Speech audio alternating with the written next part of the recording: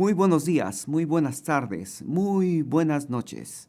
Te habla el pastor Carlos Betancourt de la iglesia Brainer Baptist Church.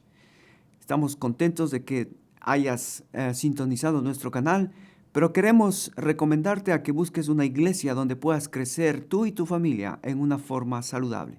Bendiciones. Hasta pronto. Por supuesto, te voy a invitar que vengas conmigo a Romanos capítulo 12. Vamos a seguir. Pablo menciona aquí que Dios sigue edificando su iglesia. Y claro, no es fácil porque Dios conoce a cada uno de nosotros y Él sabe lo que necesitamos para que nosotros podamos desarrollar un carácter, para que desarrollemos un carácter. Escúchame, hombre, escúchame, hermana, un carácter conforme al de Cristo Jesús. Ese es el propósito de Dios por cual Él permite y nos mete en situaciones que la Biblia los llama pruebas, tribulaciones, y que las pruebas y las tribulaciones son por causa de seguir al Señor Jesucristo, por causa de mi testimonio a Él, por causa de Cristo, por causa de la palabra. Cuando el sufrimiento, la prueba viene por ser fiel a Jesucristo, es digno de gloriarse. Qué lindo sufrir por Cristo. Pero también tenemos que ser conscientes que a veces nosotros producimos sufrimiento por nuestra propia desobediencia.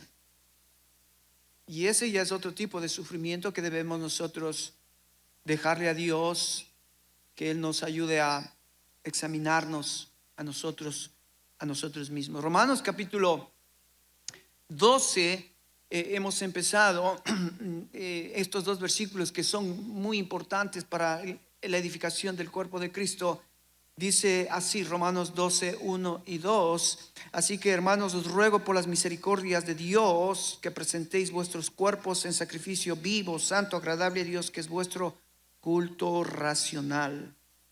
No os conforméis a este siglo, sino transformaos por medio de la renovación de vuestro entendimiento, para que comprobéis cuál sea la buena voluntad de Dios, agradable y perfecta. Verso 3, vamos a tratar de, en esta mañana, mirar las consecuencias de los primeros dos versículos.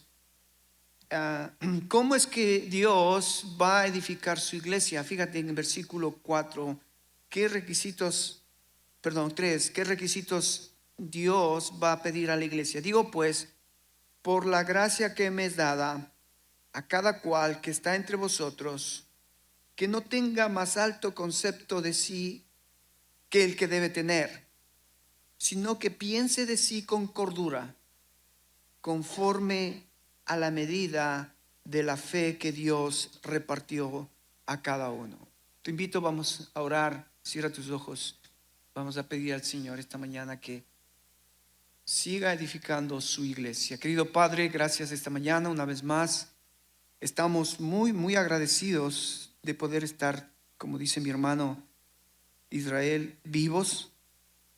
Y estamos vivos porque hay todavía un plan que seguir, hay un plan que es para tu iglesia.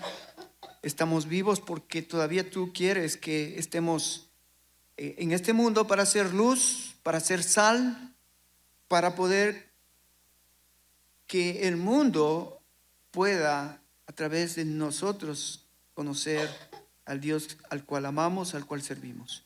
Ayúdanos, Padre, esta mañana a que podamos ser edificados. En el nombre de Jesús. Amén. Amén.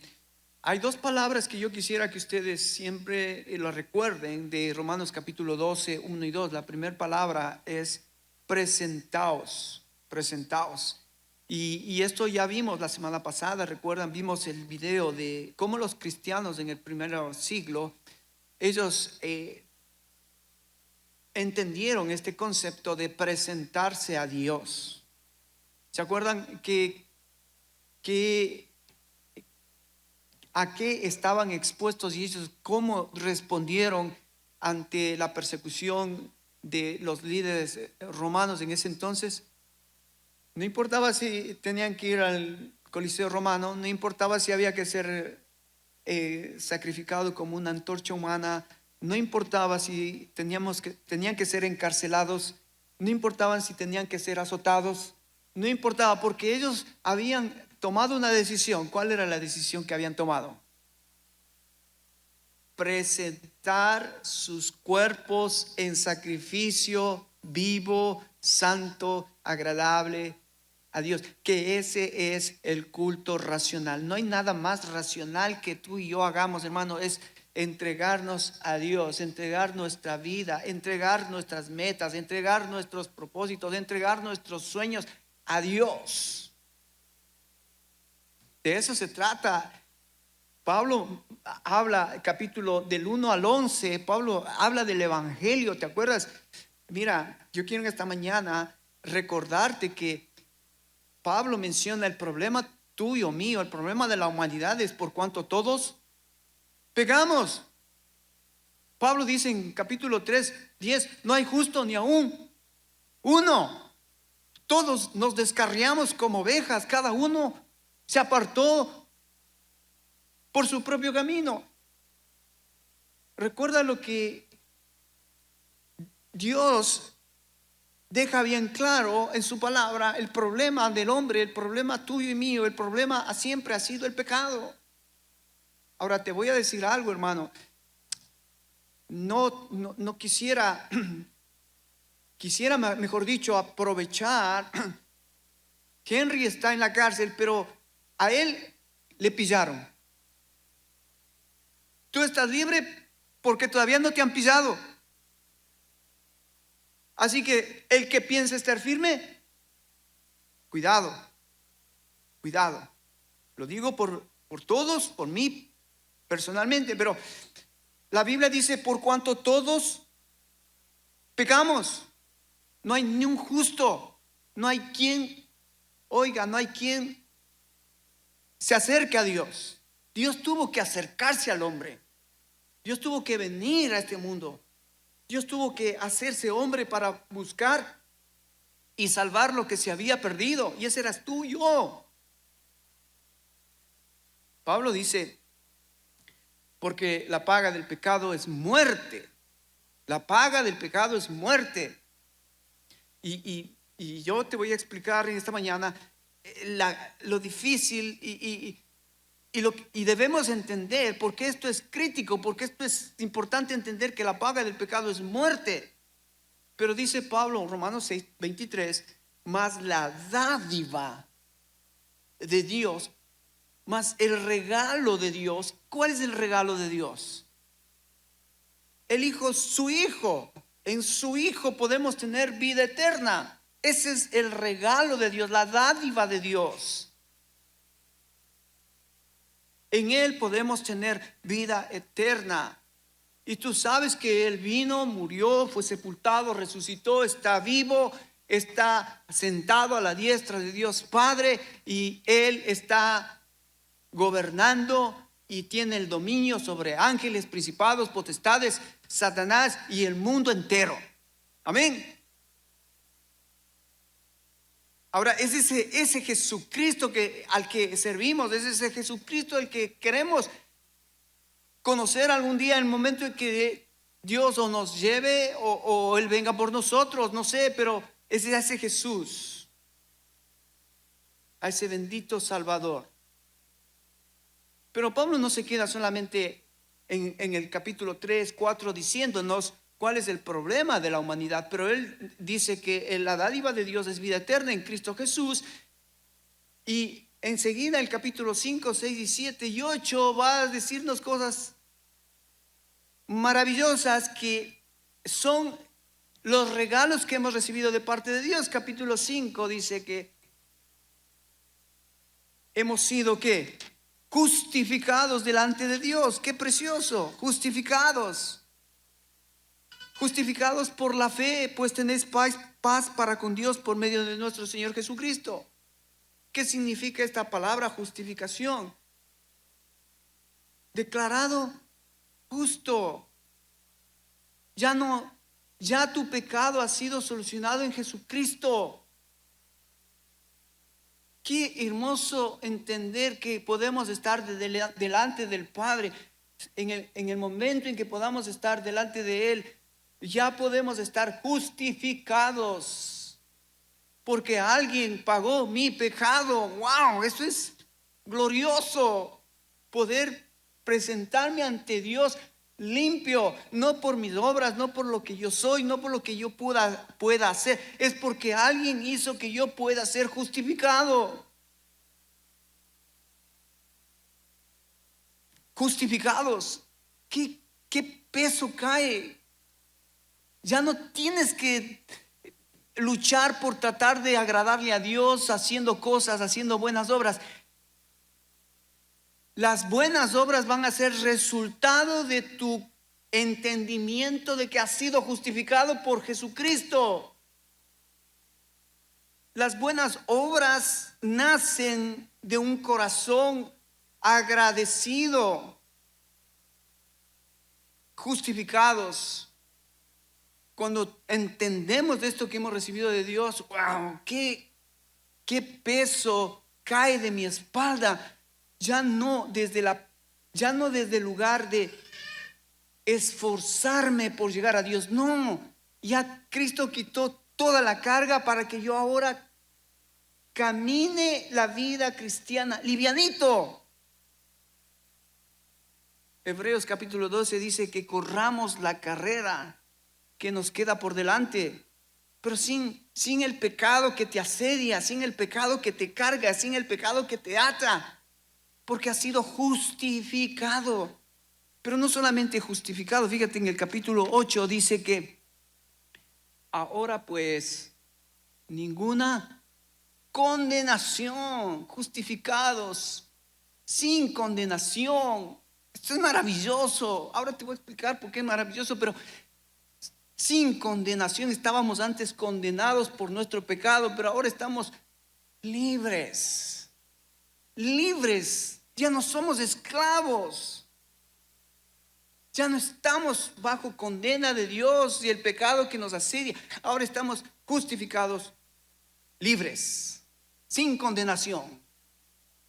Pero Pablo no termina ahí, porque en el capítulo 8 termina diciendo: no solo que estamos sin condenación, pero sin derrota. Fíjate el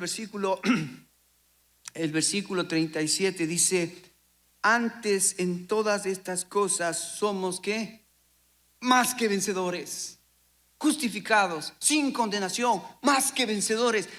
Eso es lo que Pablo cuando dice la dádiva de Dios en Cristo Jesús, sin justificados, sin condenación, más que vencedores. Esa es la gracia, eso es lo que hemos recibido. Por lo tanto dice que jamás seremos separados. Jamás seremos separados. Fíjate lo que dice el versículo 39: ni lo alto, ni lo profundo, ni ninguna cosa creada nos podrá separar del amor de Dios que es en Cristo Jesús, Señor nuestro. Sin separación. A ver, si logras poner esto en perspectiva en tu vida, estás justificado, estás sin condenación, somos más que vencedores, no más separación. ¡Wow! Todo eso en Cristo Jesús.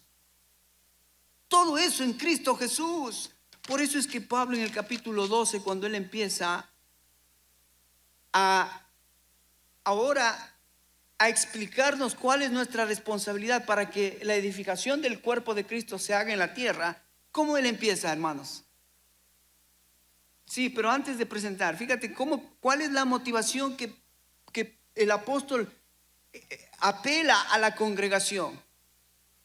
Dice: así que, hermanos, os ruego por las misericordias que has recibido. ¿Sí o no?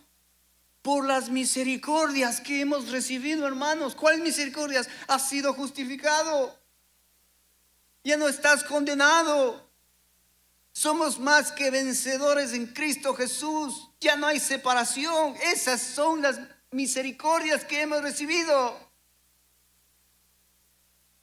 Dice entonces el apóstol, por eso, porque entendiste todo lo que has recibido en Cristo Jesús, la dádiva en Cristo Jesús, el regalo de Cristo Jesús, dice, por favor, presenta tu cuerpo. Presenta tu cuerpo.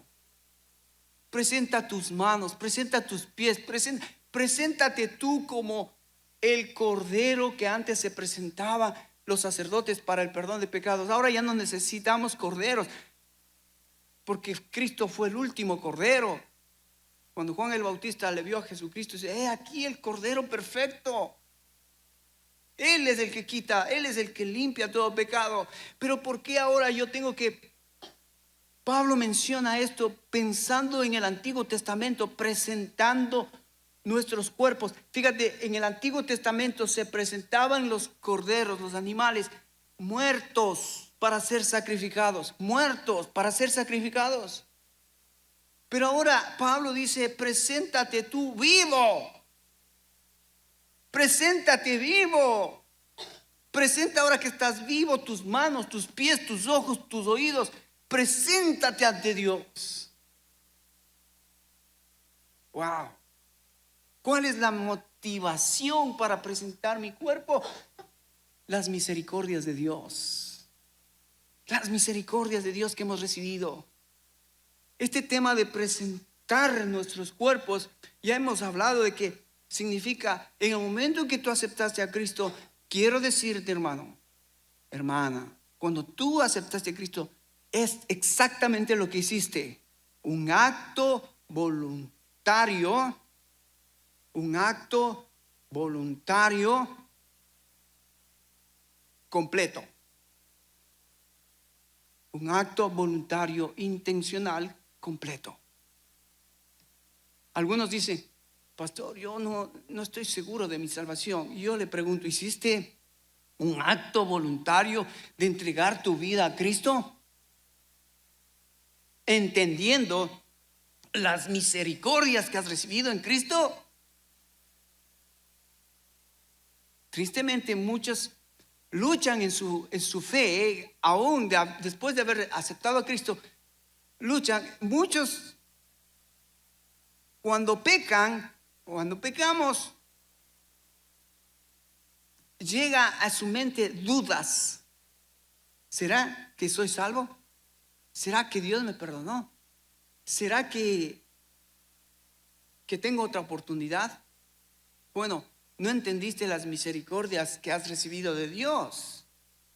Porque si tú pecas ahora que eres cristiano, recuerda las misericordias de Dios. Confiesa tu pecado, arrepiéntete y apártate por las misericordias de Dios. Preséntate ante Dios. Bueno, el siguiente verbo es transformaos. Transformaos. Y me encanta este verbo porque este verbo tiene que ver con metamorfosis. ¿Viste lo que pasa con el gusano? El gusano, la oruga, para convertirse en mariposa, primero tiene que pasar un proceso. Un gusano feo tiene que salir del carapacho en el que vive como gusano. Y si logra salir del carapacho, entonces, ¿cómo sale de ese carapacho? El gusano se convierte en mariposa. Y ese proceso de gusano a mariposa, ¿sabes cómo se llama? Metamorfosis. La metamorfosis del animal. Bueno, eso es lo que Dios está haciendo ahora en tu vida y en mi vida. Una metamorfosis. Porque Él quiere que tú seas conforme al carácter de Cristo. Porque Él te está haciendo una mariposa para que el mundo vea el gusano que eras y en lo que te has convertido. Metamorfosis. Ahora, fíjate que enseguida vamos al tercer versículo. El primero es presenta tu cuerpo. El segundo, transforma tu mente. Ahora, la primera cosa que Pablo pide a la iglesia, ser transformados, fíjate, está en el versículo 3. Digo pues, por la gracia que me es dada a cada cual que está entre vosotros, que no tenga más alto concepto de sí del que deba tener. Para ahí. ¿De qué está hablando Pablo? ¿Qué está pidiéndonos ahora a nosotros que hemos recibido las misericordias de Dios? ¿Qué nos está pidiendo? Que no tengamos un más alto concepto del que debemos tener. ¿Qué nos está pidiendo? Exacto. Pablo está diciendo, hermanos, ahora lo que quiero es que ustedes aprendan a ser humildes. A que sean humildes. O sea, fíjate, la primera cosa que va a suceder en la vida espiritual, la primera cosa que el gusano comienza y va a tener que aprender es a ser ¿qué? Humilde. Me encanta este concepto de qué es la humildad, porque nosotros hemos escuchado de, mira, esa persona es humilde. Mira qué humilde que es. Es pobre, no tiene dinero, qué humilde que es. Es una persona débil, todo el mundo hace lo que quiere con esa persona. Qué humilde que es. ¿Has escuchado eso? Y la humildad no tiene nada que ver con eso. Entonces, ¿de qué tiene que ver la humildad? Fíjate, dice el texto primero, transformado en vuestro entendimiento. Ok, en esta mañana vamos a transformar nuestro entendimiento en lo que es la humildad y lo que es el amor. Pero el amor ya sabemos, ya al menos hemos dicho algunas cosas. Pero de la humildad no hemos dicho, por ejemplo, ¿qué es el concepto entonces de la humildad? ¿Qué es cómo yo debo transformar mi mente? Ya yo debo desechar que para ser humilde no significa ser débil en mi carácter. No, débil no. Baja autoestima, no. O sea, decir, ay, pobrecito, yo soy el último aquí de los más pecadores. No, no. Y tampoco la humildad tiene que ver con ser pasivo. O sea, en el sentido en que, ay, mira a esa persona, qué humilde que es. No, ni dice nada, ni hace nada. Qué humilde. No tiene nada que ver ni con la pasividad, ni con la baja autoestima, ni con la debilidad. De hecho, escúchame bien, en el tiempo de la iglesia primitiva, el imperio romano, la sociedad en la que vivía la iglesia, consideraba que ser humilde era ser una persona despreciable. ¿Cómo puede ser que un romano sea humilde? Si el romano era considerado en ese entonces la persona que tenía los más grandes derechos del gobierno. El gobierno les pagaba, les daba comida, les daba vivienda. Y si eras soldado, tenías todos los derechos del gobierno, del Estado. ¿Te suena eso un poco en nuestros días, el socialismo? Cómo han tratado de copiar un sistema que no es correcto, que no ha traído bienestar al pueblo, bienestar a las ciudades. Pero los romanos, cuando veían una persona que era humilde, los menospreciaban, los ponían a un lado. Es más, la gente se daba cuenta que era cristiano porque los cristianos, ¿sabes qué hacían? Recogían a las niñas que los romanos tiraban a la basura, porque las niñas o las mujeres en ese entonces no tenían valor. Entonces, ¿quiénes recogían a las niñas? ¿Quiénes recogían a los niños que eran minusválidos, que nacían con algún problema? ¿Quiénes recogían? ¿Quiénes los atendían? ¿Quiénes los mostraban amor? ¿Quiénes eran humildes para ocuparse de esas personas. ¿Quiénes? Los cristianos. Entonces, fíjate cómo el cristianismo entró a una cultura machista, a una cultura de orgullo, a una cultura que no tenía compasión con el prójimo. Y el cristianismo tuvo la oportunidad de que con la humildad, con el amor, romper toda esa cultura que en ese entonces era una cultura muy, muy perversa. Wow, qué oportunidad nosotros tenemos para que nuestra sociedad, en nuestra cultura, con nuestra gente, en nuestros barrios, en nuestras casas, ahora con nuestros hermanos, podamos nosotros practicar la humildad y el amor en una forma práctica. Como decía mi hermano, práctica. Ahora, volvamos al texto. ¿Qué es humildad? Entonces, ninguno tenga más alto concepto de sí del que deba tener. Tiene que ver entonces, no te creas ni más, no te creas ni menos de lo que Dios dice quién eres. ¿Viste que hay gente que tiene ese problema? Cuando dice, pero mira, él es ladrón. Mira, este robó un banco, mató personas, hizo tanta maldad. Yo no soy tan malo. ¿Cómo se llama eso? Complejo de inferioridad. Complejo de inferioridad. Se trata de compararse con los peores para él sentirse mejor. O está el otro caso, ¿no? El otro caso de que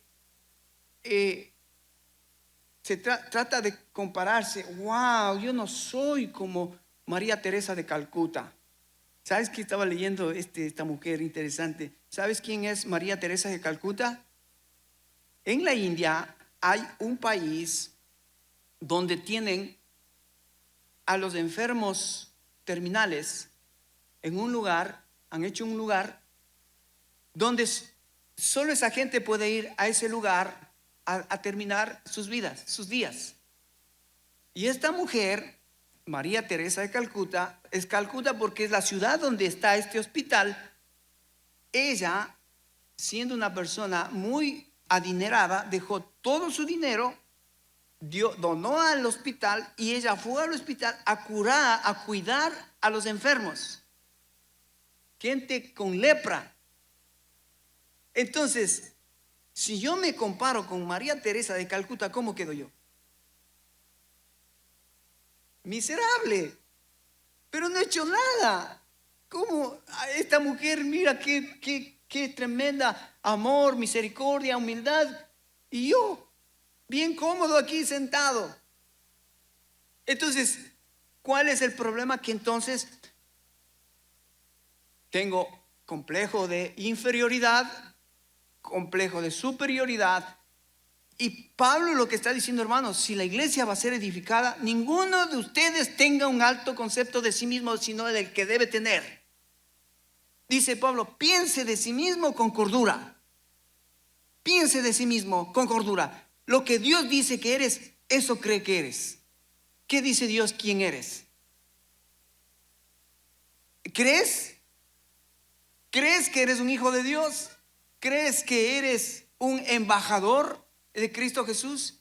Pedro dice, menciona algunas características que es interesante. Dice que somos nación santa, pueblo adquirido por Dios, que somos real sacerdocio. O sea, Pedro nos da muchas características de quienes hemos sido ahora como hijos de Dios. Entonces, volvemos al texto. Ninguno tenga más alto concepto del que debe tener. Entonces, está hablando de humildad. Ten humildad. Entonces, ¿qué es la humildad? Vamos a dar un concepto. ¿Qué es la humildad? Presta atención y piensa conmigo. ¿Qué es la humildad?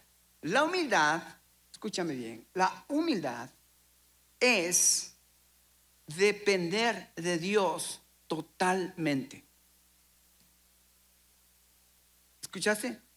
La humildad es depender de Dios totalmente. Dependencia total total de Dios. Ahora, vos escuchas eso y dices, sí, eso sí he escuchado, eso es fácil. A ver, es fácil. Cuando alguien te critica, ¿eres humilde? Cuando alguien te critica, ¿dependes de Dios para dejarle a esa persona en las manos de Dios y que Dios se haga cargo de aquella persona que te está criticando? Una persona humilde lo haría.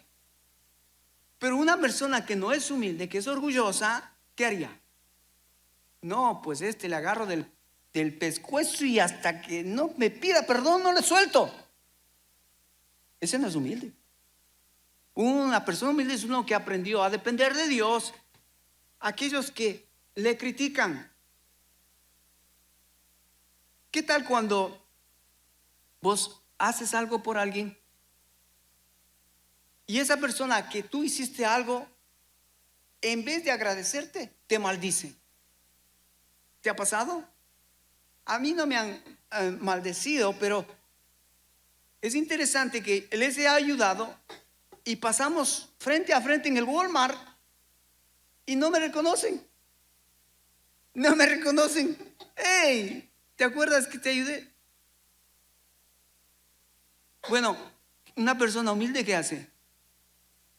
Depende de Dios totalmente. Bueno, yo le ayudé y ahora él, si quiere agradecer, que agradezca, pero si no, yo no me voy eso no me afecta a mí, porque aprendí a depender de Dios. ¿Qué pasa cuando qué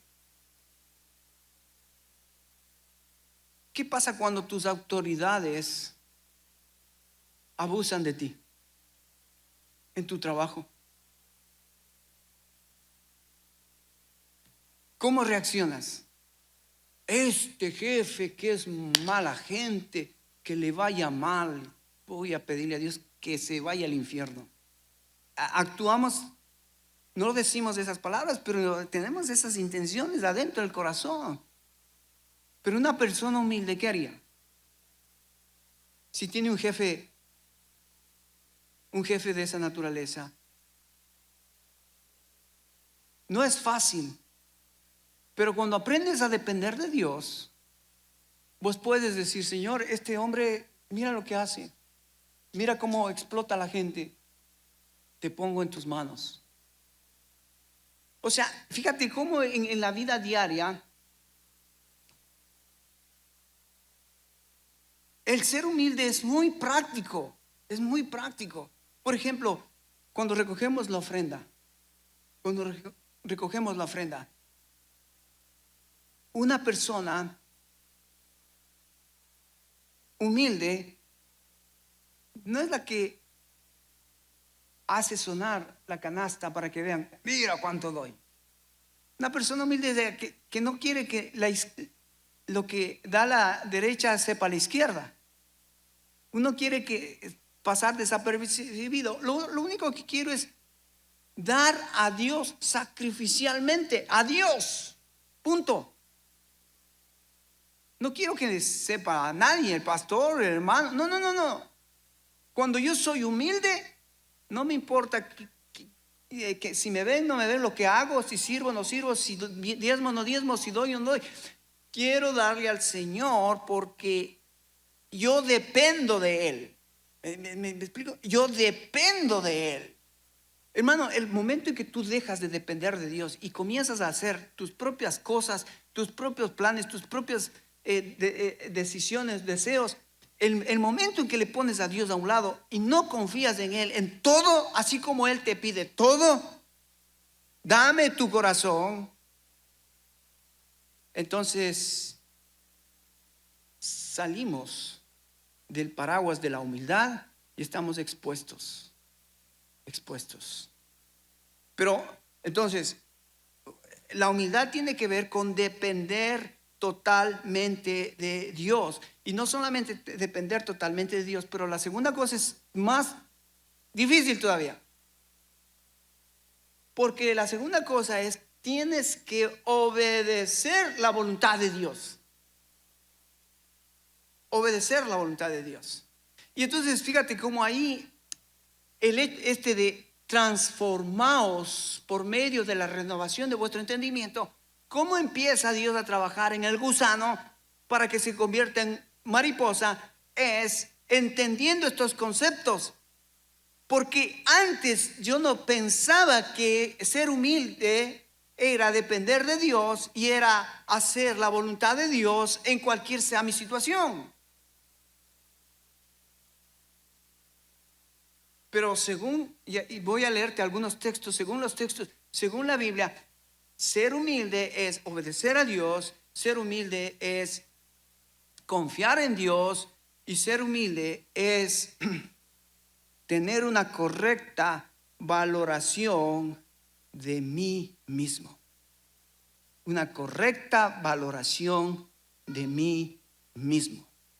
Wow, estas cosas son lo que va a ayudarte a ir transformando tu entendimiento para que el gusano que pensaba en otro tiempo sin Cristo, el gusano que pensaba de acuerdo a la corriente de este mundo, ahora comenzamos a vivir como mariposas pensando como Dios piensa de lo que es la humildad. Y esto puede ser en muchos de nosotros, puede pasar un proceso, puede requerir tiempo, pero esto es lo que tiene que suceder. Y mientras más rápido suceda, es mejor ¿para quién? Para nosotros. Dios no se perjudica.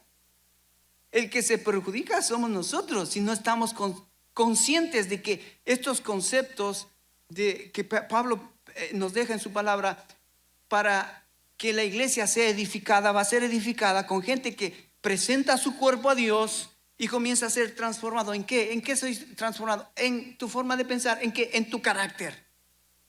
En tu carácter. Ahora mira, vos ves aquí estas tres cajas, ¿verdad? Y voy a representar estas tres cajas, voy a representar al ser humano.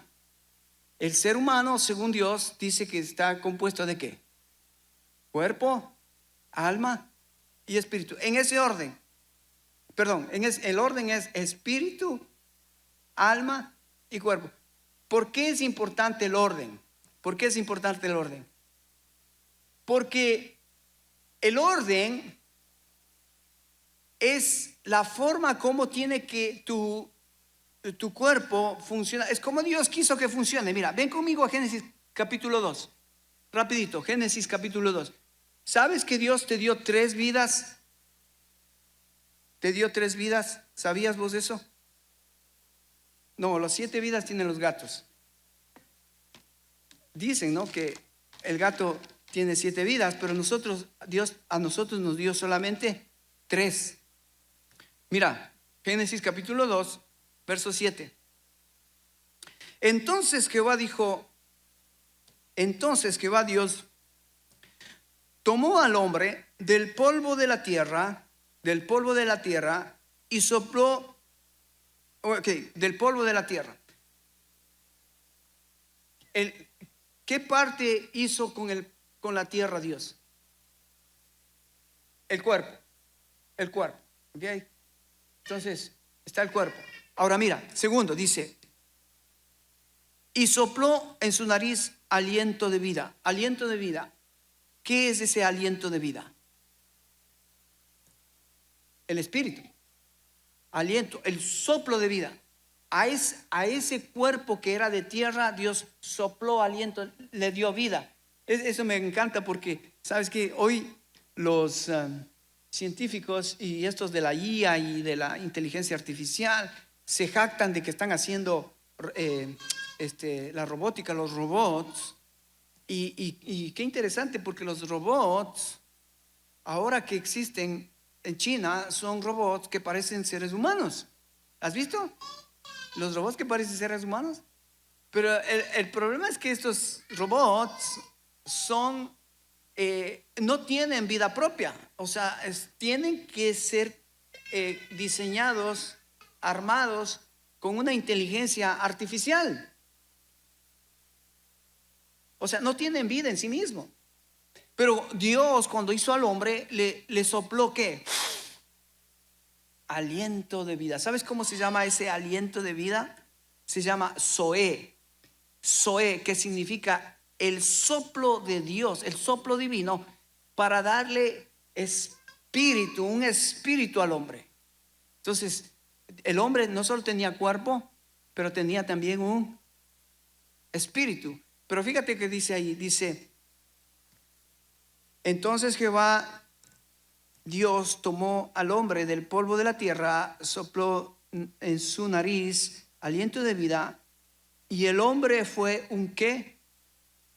Un ser viviente. ¿Y de qué habla el ser viviente? ¿Quién es un ser viviente? ¿Perdón? No, ya el soplo de Dios, el Zoé de Dios, le dio vida al hombre. Pero lo que el hombre necesitaba es ser, persona. ¿Y cómo entonces Dios le hizo una persona a Adán? Dándole alma. El alma es el ser. El alma es lo que eres. El alma es como Dios te hizo. Entonces, ahí está el hombre. Espíritu, alma y cuerpo. Así nos hizo Dios al principio. Espíritu, alma y cuerpo. Espíritu es la parte, el espíritu y el alma son dos partes inmateriales que están dentro del hombre, y el espíritu o el Zoé es el espíritu total divino que recibió el hombre, que era todo lo que necesitaba en ese momento el hombre para vivir en conectado con Dios. El alma es lo que nosotros y ahora conocemos en la ciencia, y viene el alma viene de la palabra psiquis, la psiquis del ser, la psiquis humana, donde está la mente, donde están las emociones, donde está la voluntad. Por eso es que ahora los psiquiatras pueden tratar la psiquis del ser humano. Por eso es que los hombres tratan de ayudar a la humanidad cuando tienen problemas de mente, cuando tienen problemas de emociones, cuando tienen problemas de voluntad, la psiquis. Y entonces el cuerpo es el bios, de donde viene la palabra biología. El hombre es bios porque viene de la tierra, donde toda el componente químico de la tierra estamos hechos nosotros, de la bioquímica. Toda la bioquímica que tenemos, el carbono, el hidrógeno, el fósforo, todo lo que tenemos está en el cuerpo, en el bios.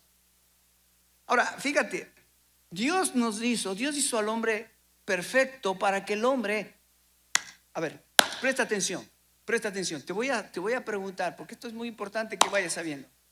Mira, ¿por qué Dios nos dio un espíritu? ¿Por qué Dios nos dio un alma? ¿Por qué Dios nos dio un cuerpo? Ahí te va. Dios nos dio primero un espíritu para comunicarnos con Dios. Adán no podría de otra manera comunicarse con Dios si no hubiese sido por el espíritu que Dios puso con minúscula en el hombre. Dios le dio a Adán, a Eva, un espíritu, un espíritu, un Zoé, que es la vida que él necesitaba para comunicarse con Dios. ¿Ok?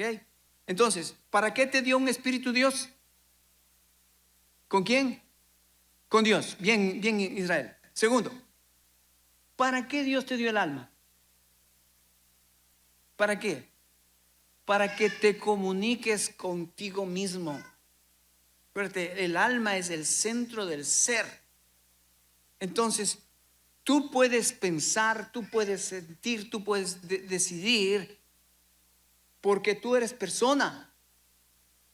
Tú eres persona. Por eso es que cuando Dios le crea al hombre, el Zoé, el espíritu, estaba tan comunicado con el alma, la psiquis, que el hombre, escucha, Adán pensaba como Dios pensaba, sentía lo que Dios sentía y hacía lo que Dios le decía que haga. Era perfecta la relación. Era el huerto el jardín del Edén, y Adán era el cuadro, el gráfico más hermoso y más perfecto que Dios pudo haber hecho en la tierra. Y entonces, ¿para qué Dios nos dio el cuerpo?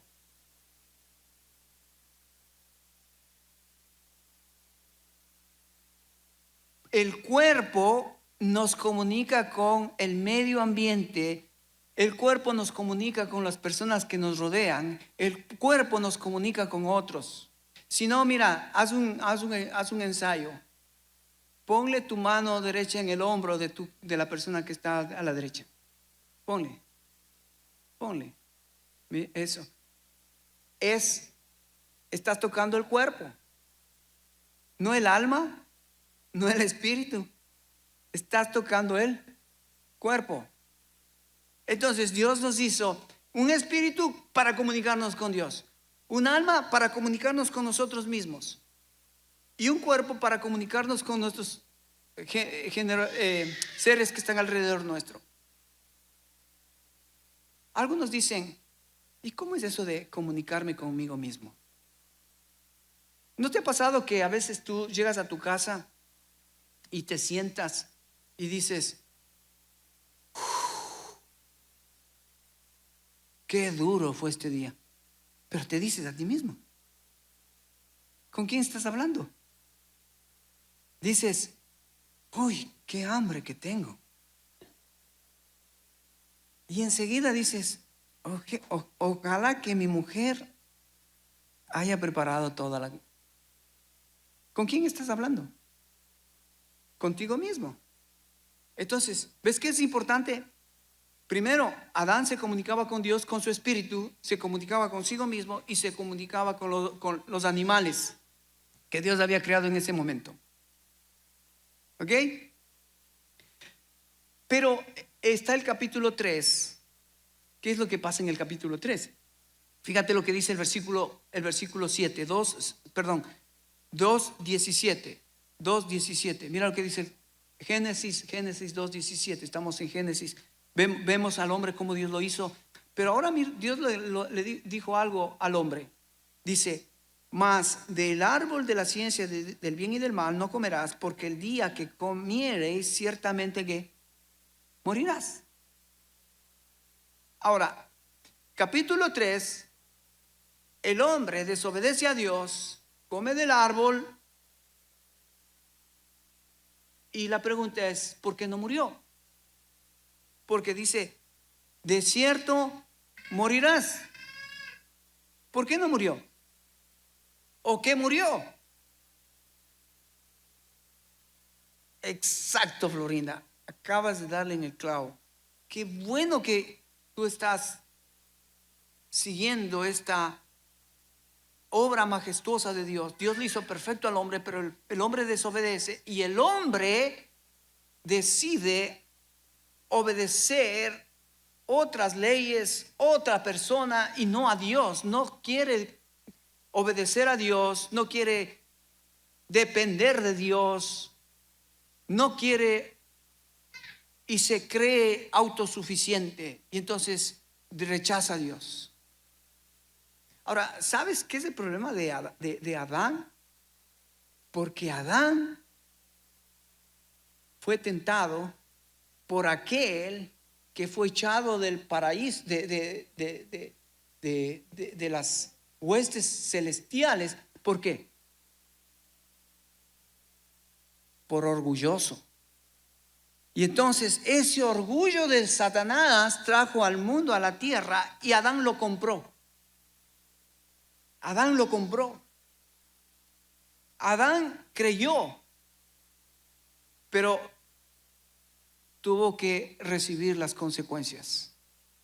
De cierto morirás. Entonces, él no murió físicamente ese rato. ¿Qué murió? Su espíritu. ¿Para qué era el espíritu? ¿Para qué Dios le dio a Adán y Eva el espíritu? con Dios. ¿Qué pasó del momento, capítulo 3, que Adán y Eva desobedecen? ¿Qué pasó con el espíritu? Murió, se apartó. Isaías 59:2 dice que vuestros pecados han hecho división entre ustedes y yo. Vuestros pecados han hecho división. Es eso lo que hace que tengamos el problema de comunicarnos con Dios. Pero entonces, ese era el gran problema, capítulo 3. El hombre había muerto, se había separado de Dios. Y entonces desde el capítulo 3 Dios ya tiene un plan para poder arreglar ese problema. ¿Cuál es el plan de Dios? Mandar a su Hijo. La dádiva de Dios en Cristo Jesús es regresarnos al estado original. Regresarnos al estado original por el cual fuimos creados, para que nuestro espíritu tenga contacto con su espíritu, que nuestra alma tenga contacto con la alma de Dios y que nuestro cuerpo esté esclavo a Dios. Cuando tú hiciste una decisión por Cristo, esto es lo que sucedió. Hubo una reconexión de tu espíritu, tu alma, tu cuerpo ahora para Dios, con Dios. Por eso es que Pablo, cuando dice renovaos vuestro entendimiento, fíjate, él dice para que comprobéis que cuál sea la buena voluntad de Dios, agradable y perfecta. Wow, qué precioso es el trabajo que Dios está haciendo en su iglesia. Cuando Él está edificando su iglesia, es tratando de que nuestros pensamientos regresen al original. ¿Cuál es la primera cosa que Pablo dice y menciona? Sean humildes. Sean humildes. Como Adán fue humilde al principio. Al principio, antes del capítulo 3, él fue humilde porque él dependía de Dios. Porque él tenía tenía un valor de sí mismo correcto. Y porque él obedecía a Dios, obviamente. Entonces, fíjate qué interesante en esta mañana. Dios sigue trabajando en nuestras mentes. Dios sigue trabajando en esto de la edificación del cuerpo de Cristo. Hermanos, pero si nosotros no estamos conscientes de esta renovación que Él está tratando de hacer, déjame te pongo de esta manera, a ver si podemos entender. Cuando Dios llamó a Moisés y le dijo: Moisés, quiero que saques a mi pueblo de Egipto. ¿Te acuerdas de la historia? ¿Qué hizo Dios? Llamó a Moisés, lo mandó hacia Faraón y después de 10 plagas logra sacar Moisés a Israel de Egipto y comienza a ir a la tierra prometida. ¿Sabes cuál fue el problema de Israel? Que ellos salieron físicamente de Egipto, pero su corazón todavía estaba los dioses de Egipto. Salieron de Egipto, pero Egipto no salió de sus corazones. Y eso es lo que muchas veces vemos en las iglesias, en las vidas de las personas. Vienen a Cristo, pero siguen viviendo los conceptos de las ideas del mundo que fueron enseñadas. Lo que necesitamos es dejar que Dios comience a renovar mi entendimiento de tal manera que yo confíe total y completamente en Dios, si eso es lo que Dios quiere para mi vida. Lo que Dios quiere es que yo sea obediente a cualquier que sea la situación que Dios está permitiendo. Lo que Dios quiere es que yo no tenga una valoración pobre de mí mismo, sino que yo aprenda a valorarme como Dios me valora. Entonces, hermanos, de esto trata la edificación del cuerpo. Mientras cada uno de nosotros vamos entendiendo estos conceptos y vamos cambiando nuestras vidas, Déjame hacer algo para cerrar, que quizás puedes un poco más entender lo que estamos tratando de decir.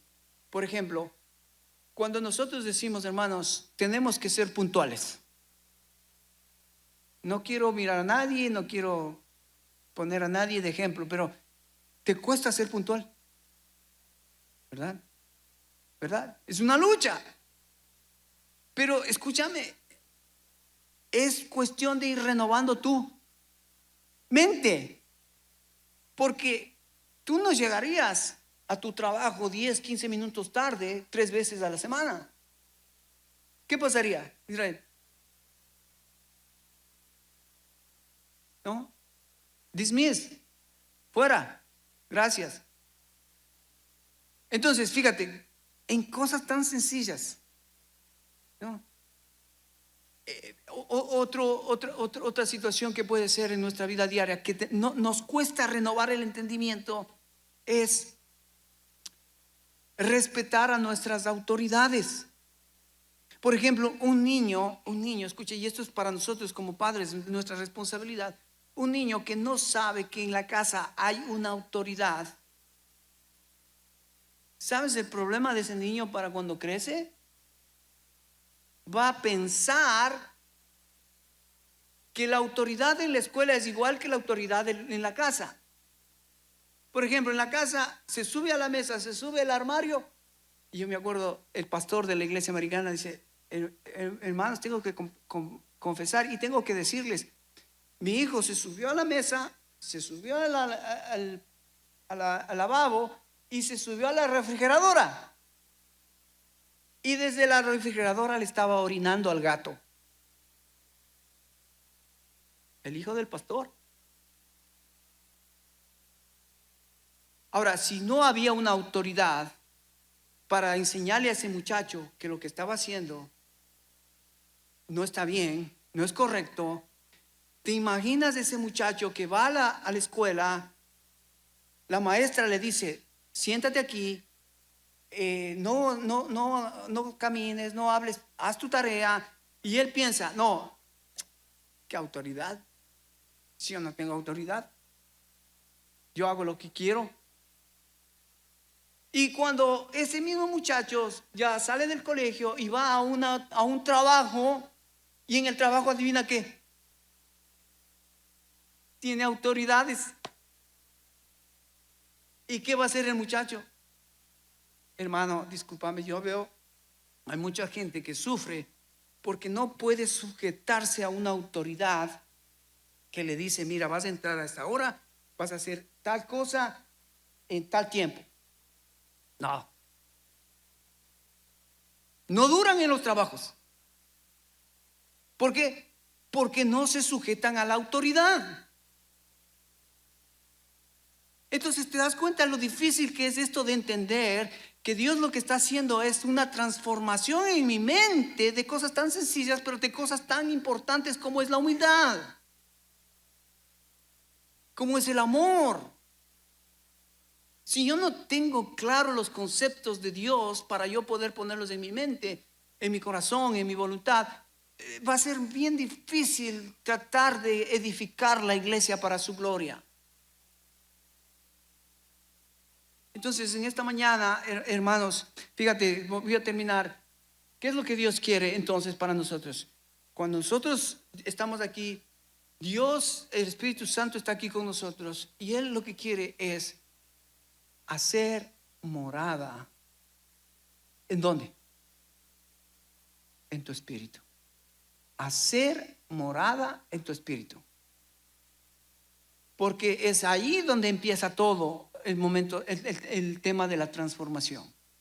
Pero una vez que el Espíritu Santo hace morada, ¿cómo eso afecta al alma? El Espíritu empieza a llenar cada rincón del alma, cada pensamiento, cada emoción, cada decisión. El Espíritu Santo es como que deseando penetrar la mente, deseando penetrar las emociones, deseando penetrar. Pero nosotros, como somos necios, duros, no queremos. Y nos doblegamos, resistimos al Espíritu Santo. Cuando el Espíritu Santo está aleteando ahí adentro, nos hace pensar, nos hace, hey, no, por ahí, es por acá, no, así, es así. Nosotros nos hacemos de la vida, de los oídos sordos, la vista ciega, la vista corta. Entonces, el Espíritu Santo de Dios hace morada en mi espíritu. Fíjate, Romanos 8:16 dice, el Espíritu con mayúscula da testimonio, ¿dónde?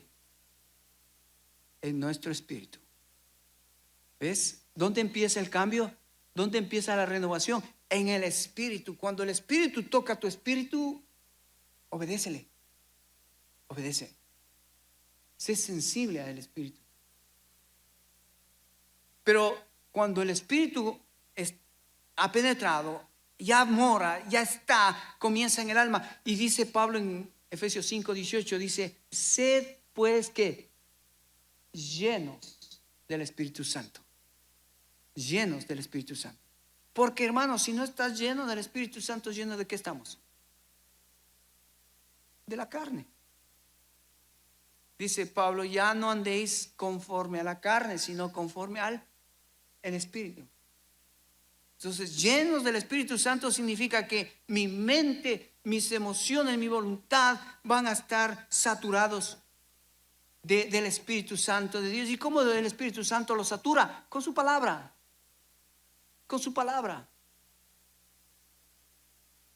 Y uno se da cuenta cuando una persona está saturada de la palabra de Dios. ¿Sabes cómo? ¿Cuántos de ustedes en la cocina, que ustedes que están en la cocina, ustedes están lavando y tienen ahí una esponja? ¿Se ha visto la esponja? Sí. Cuando tú pones en la mano la esponja y aplastas el dedo, ¿qué sale? Jabón. ¿Sí? Porque está saturado. Saturado de jabón y de agua. Y pones el dedo y ¡pum! Sale agua. Es automático. Ahora, pregúntate, cuando alguien pone el dedo en tu cuerpo, cuando alguien te critica, cuando alguien dice algo malo de ti, ¿qué sale? ¿Sale el espíritu? ¿Sale la palabra? ¿O sale la carne? ¿De qué estás lleno? ¿De qué estamos llenos? Y por supuesto el cuerpo. El cuerpo es el esclavo del espíritu y del alma. El cuerpo únicamente tiene que obedecer lo que la mente, las emociones y la voluntad ya conocen. Y es interesante porque el cuerpo tiene ventanas que ayudan para que el alma pueda ser alimentada. ¿Cómo el alma se alimenta? Porque el cuerpo tiene ventanas. ¿Cuáles son las ventanas del cuerpo? Tus ojos. ¿Qué cositas estás viendo? Me encanta ese corito de los niños, ¿no? Tus ojitos. Cuida tus ojitos lo que ven. Cuida tus boquitas lo que hablas. Cuida tus manitos lo que tocas. Pues mi Padre Celestial que nos mira cada cual. ¿Te acuerdas de ese corito? Así que, cuidado. Hermanos, Dios está edificando su iglesia. Y Dios quiere con hombres y mujeres que han hecho al Espíritu Santo morada, que han hecho que el Espíritu Santo llene su alma y que el cuerpo es, como hemos dicho, el cuerpo es el sacrificio vivo puesto en las manos de Dios, vivo y agradable. Ese es el culto racional. Ponte en las manos del Señor. Y entonces la iglesia del Señor Jesucristo va a ser edificada. Bien, vamos a terminar en esta mañana y vamos a orar. Que espero que esta mañana hayas unas 2, 3 cositas. Acuérdate, Dios está edificando su iglesia. Amén. Amén. Oremos.